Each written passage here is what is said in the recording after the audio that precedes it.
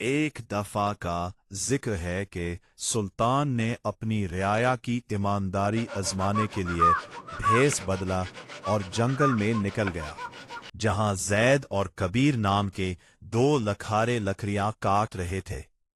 सुल्तान ने एक मुसाफिर बनकर उनके करीब एक कीमती सोने का कंगन फेंक दिया और उनसे पूछा कि क्या उन्होंने उसका कंगन देखा है, जिस पर दोनों ने इनकार कर दिया। सुल्तान के जाने के बाद जब उन्हें वो कंगन मिला तो कबीर के दिल में लालच आ गया और उसने कहा कि इसे बेचकर हम अमीर हो जाएंगे। मगर जैद ने उन्हें समझाया कि झूठ बोलना और किसी की चीज रखना गलत है।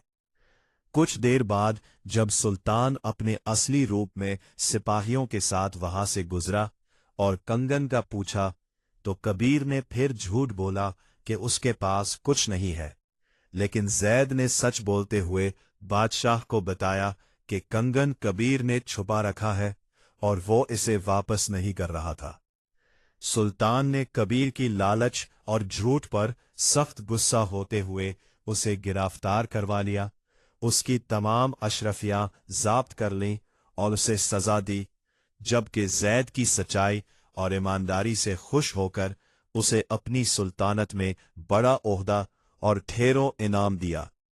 इस कहानी से हमें ये सबक मिलता है कि सच हमेशा चमकता है और इंसान को हमेशा ईमानदारी का रास्ता